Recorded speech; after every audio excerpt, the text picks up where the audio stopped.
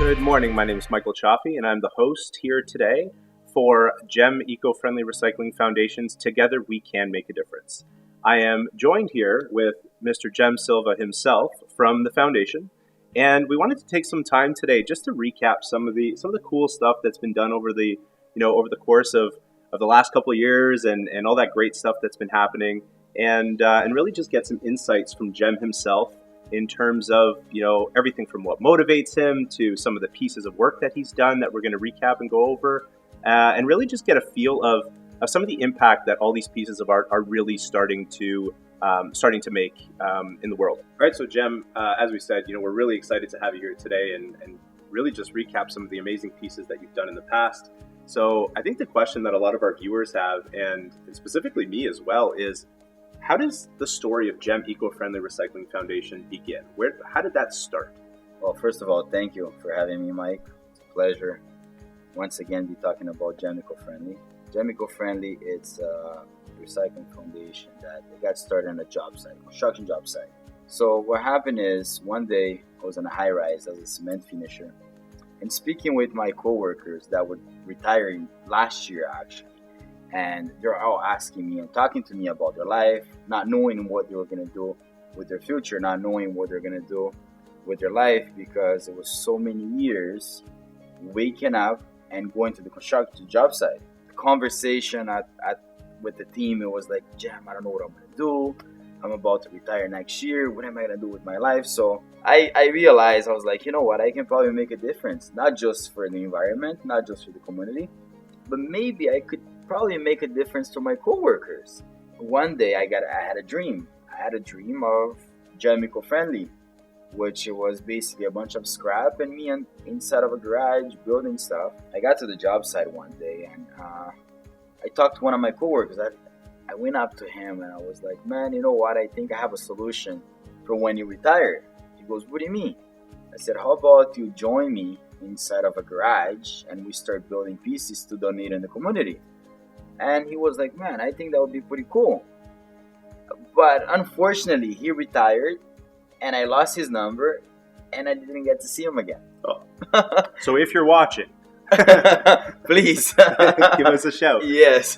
That's awesome. So that's how it started. That's great. So from that, we'll call it from the moment where you had that vision, that dream, that epiphany, what were some of the struggles that you've encountered kind of just establishing a foundation? First of all, I didn't have a garage. So basically, it was really hard because on Yonge and Eglinton, there is no garage around. Right now, it's pure high-rise going up.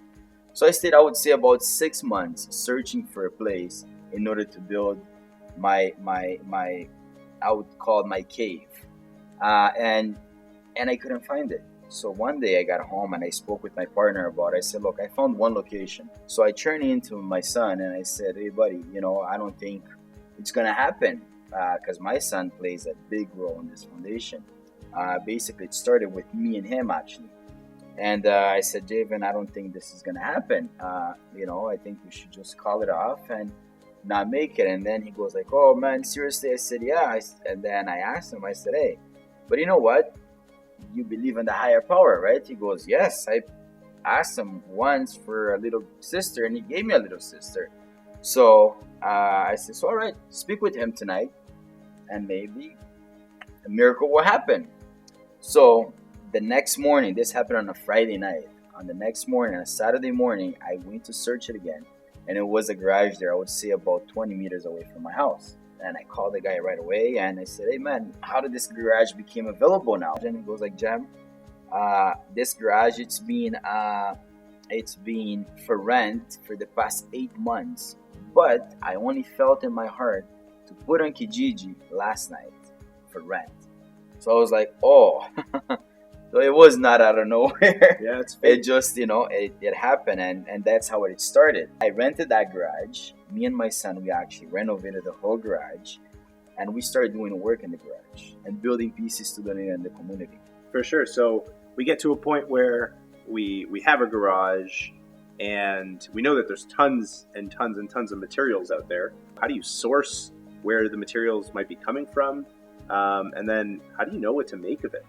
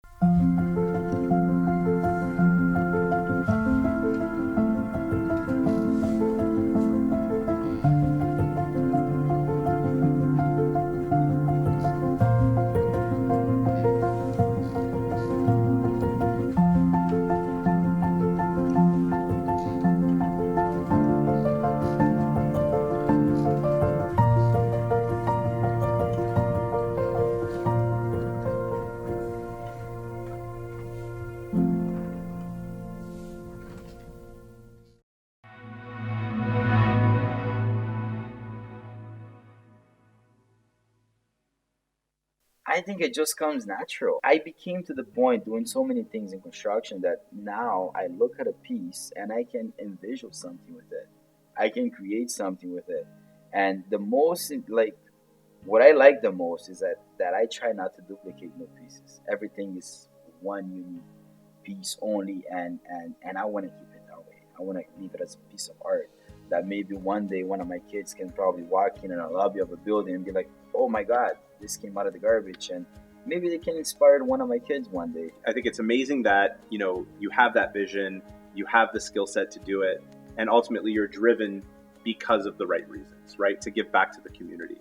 And when we talk about giving back to the community and we talk about some of the work that you've done, I really want to dive into what's that one piece that you've done to date that really stands out to you, and kind of the story around that and how that came to be. All the pieces that I had made, it turned out to become a passion. Like it's like I get really attached to it. But there is one piece in particular that I really really loved it, and this piece, it was like a bed frame actually. What I did was I had few door frames, not door frames, doors in general. One glass door and two full doors. I remember that I used the feet for the bed frame. I used it. It was some clamps from the construction job site. The clamps that they used to hold the pipes, all those Yeah. huge pipes on the high rises. So they put two clamps on the hole so the pipe doesn't move around. So I used those clamps as the feet for it. So that piece actually caught my attention because I brainstormed so much. And those doors, I would say that they're probably over 50-year-old. Wow. They had so much paint on it. I had to scrape all that paint to give even more of that rustic look. If you think of really any project that you do, how do you know where to start? Mike, it's funny. The other day, we just did a fundraiser for a little girl. Her name was Forevastrong. Mm-hmm. When I was in my garage at my own space, I would go there 2-3 times a day, and I would just get inspired right there because there's so many things, and I would just look at, I can build this, I can build that. I had so many things. Right now, I don't have it. And the other day, I was sitting down and I saw something on Pinterest, and I was like, oh man, I wish I had a bed frame because I could build something really cool for this little girl. And it's funny because my heart, when I saw that piece, that bed frame turned into a bench, my heart got filled with emotion. I'm like, oh my God, I could create something pretty unique for this, you know what I mean, to auction at this event. And I would say about 2-3 hours later, I got a phone call and somebody was giving away a bed frame. And that was really, it overwhelmed me with joy because I think that the higher power has his eye on me right now. And that's how I get inspired. I get inspired by helping people. And that's how I begin a piece, I begin a piece by looking and helping other people and knowing where that's going to go. And I think it just comes with my passion. I think that piece specifically, I know that piece very well. I actually had the joys of actually auctioning that off for you. And I happen to know the individual that currently has that piece at their house. And I think it really does become the focal point of that home when people come over asking questions about it, realizing, the story that comes behind it. And then, having just spent some time with you speaking about, the maker of it and how it came to be, I really get to see both ends of the spectrum in terms of, the individual that made it and the individual that gets to enjoy it. And I think that how those two worlds collide really turns into something so beautiful and something really impactful. And I commend you for that. I think it's amazing. So you talked a little bit about tool library. I had a question for you just in terms of, resources. So I know you no longer have that garage, and, we talk about using the tool library. And I'm a little familiar with it, but maybe we can chat a little bit about what are some other resources you need to, whether it be to pick up some of this material, to actually make some of this material, to transport it, maybe to paint it, to what are some resources you need to essentially make the dream work? Well, I would say number one, it would be getting sponsors to join our TV show. I think sources for us to go pick up these materials. I think anybody can just call in our line, or go to our website, Gem.eco-friendly.ca, and requesting for us to stop by and pick up any stuff that you do have to do it out.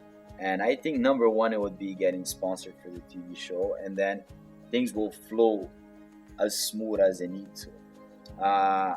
I believe that working with Tool Library, we're not just educating the community and recycling, but we're also giving the community a location to go and build their own stuff, and and creating and being on a community environment. They do have a community day, which is Wednesday. You can go there and use all their tools and use the makerspace. And not just that, let's say you do have a garage. You have a garage at your house, and you know what? I want to challenge the community.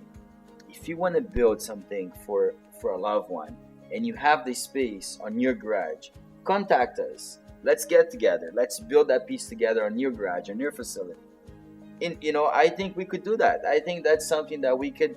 That's something that it just came in my heart right now, and I think it would be amazing. I think it would be awesome. That's I would love to do that. And Valentine's Day is coming up, so maybe we can do something with this. Yeah, right? For sure. Put your passion together. Let's work together. Yeah. That I don't think we need a huge warehouse. I think we only need people with passion that it's willing to give back.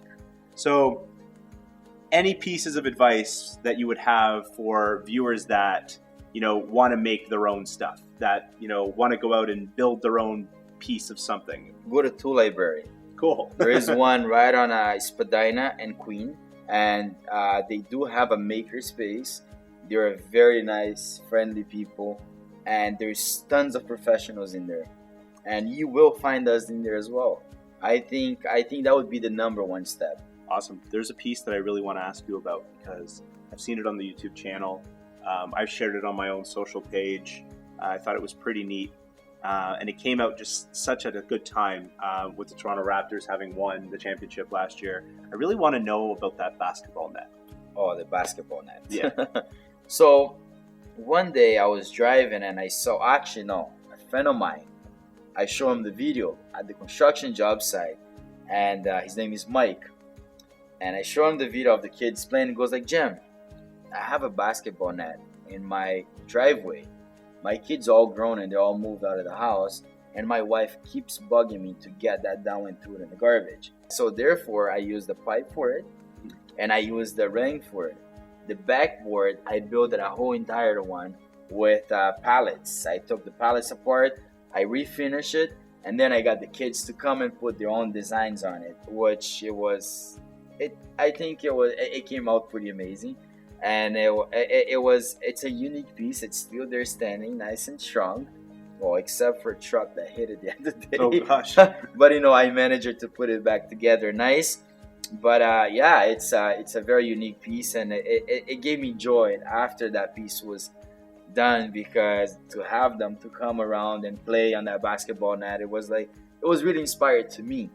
It really reminded me of, my daughters were watching YouTube the other day, and they came across, and we have your channels favorited, and they saw a character, and they were asking me to build them a character with a box. And I'm like, I don't know what you're talking about. They're like, it's a box with headphones. Gem, can you tell me about this box with headphones that my kids are asking me to build? Yeah. See, what happened is this. What happened is my son, he's a really big Minecraft guy. Oh, he loves Minecraft. So one day we're planning to put something together. It was actually for his birthday though. I said, I'm going to surprise him with something. And then he goes like, what is it? I said, I want you to create me your Minecraft guy character that you have on your game, because Minecraft, I don't know if you know about it, you're able to create your own character, and then you build your world and all that stuff, right? So he did design a Minecraft guy, and I brought that idea into the shop. So basically, the hands of the guy, I actually put some hooks where his remote controls would hang on, and the console would stay inside when you open the belly. So you bring the face down, you pull out the nose, and it was another hinge there, and then all the games are inside. And he actually put headphones on his guy, and I actually managed to build the TV behind of it. So it was actually the gaming set.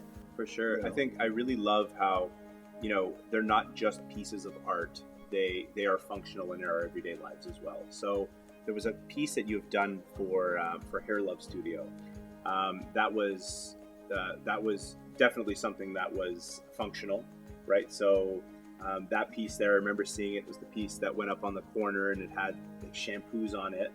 I thought that was pretty creative. Where did the material come from that? Well, actually, for Hair Love, I built two pieces. Oh. The first piece, it was that corner shelf. Mhm. What happened is they came up to me and said, Gem, we need some shelves. At first, they were kind of hesitated because they didn't know what I was going to come up with. And then I said, look, I can come up with something insane, but it's going to be really big. So I built for them a corner shelf made out of 100% recycling material, pallets as well. I took, I believe it was 6 pallets apart. I cleaned all the wood out, stained it, sand it down, and I built that funky looking shelf that apparently it's been caught a lot of attention of everybody that comes in their hair salon. And after that, I would say another year after, she goes like, Jen, we're gonna have our I believe it was like 4 months after. She goes like, we're gonna have our first year anniversary here in the salon. I want to invite you to come over, and join with us. And then I said, you know what, okay. And then she told me that she needed a piece as well for her clients to put the phone and their purses, because they, you know what I mean. So I came up with another piece also that I gave it away to them on their first year anniversary of their hair salon.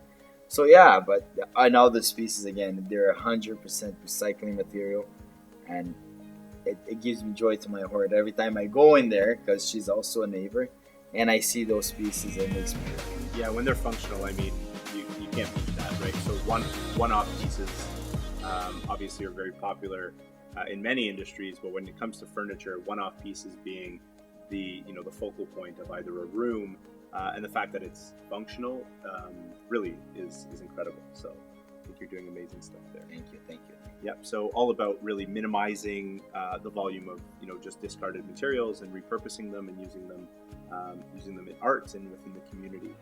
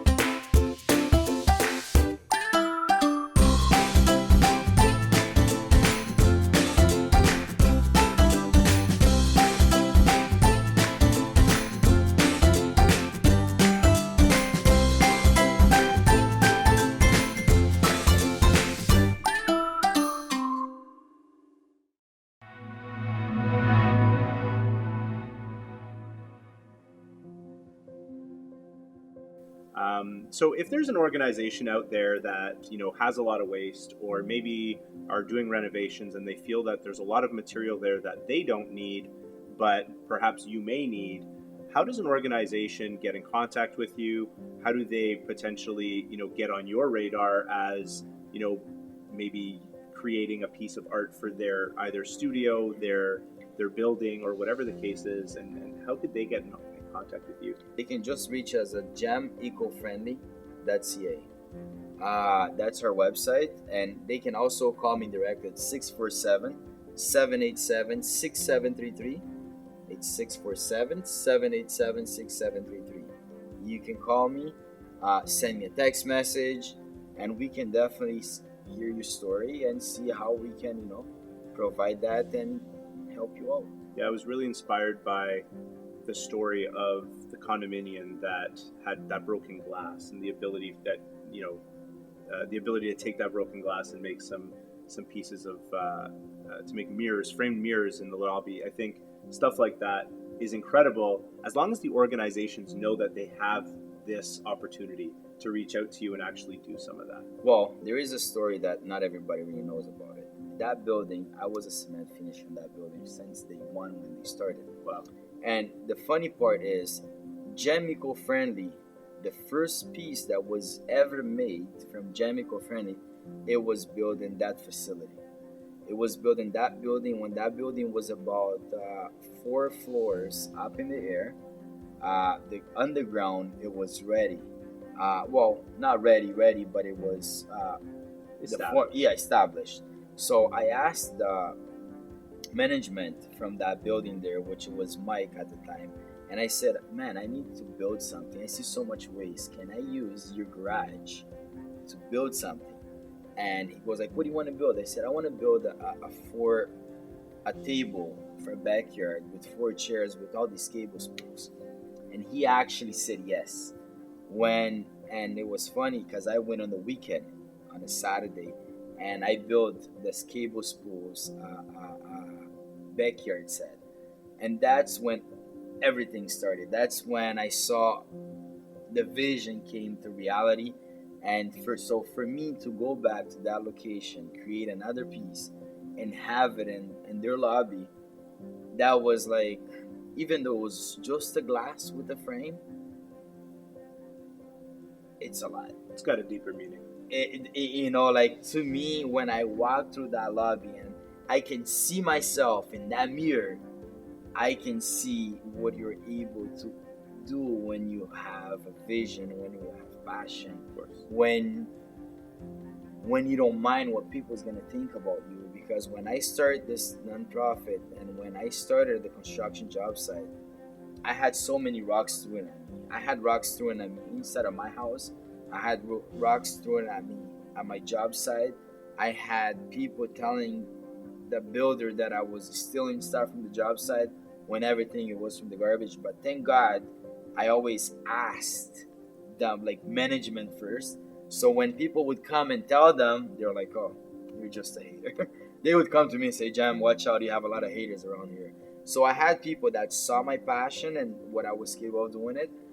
And I had a lot of people trying to put me down, telling me that I could make so much money with that, when I already knew that I made enough money. I just needed to give back somehow.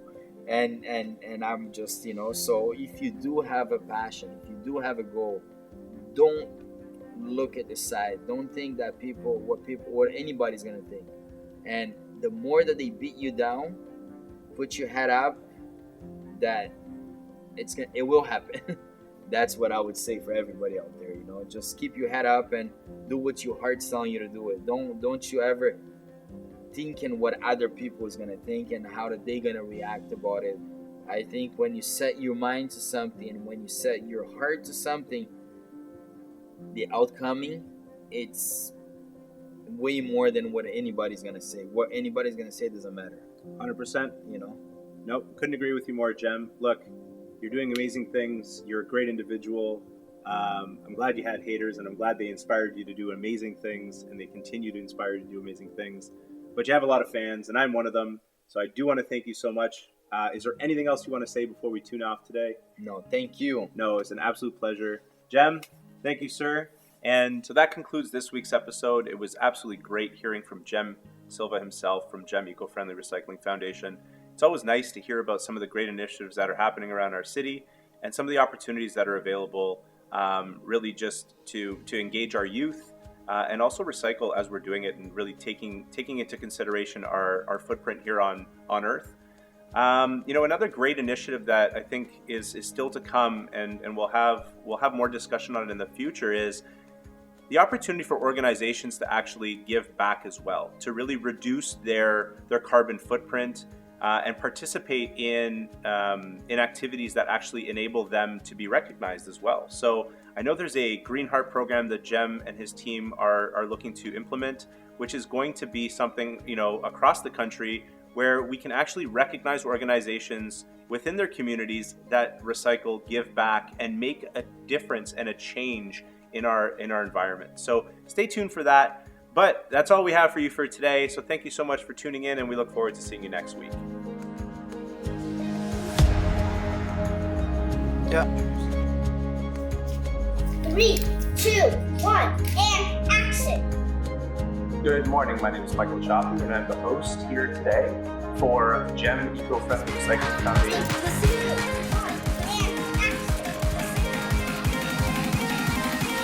That concludes this week's episode. It was absolutely great hearing from Gem Silva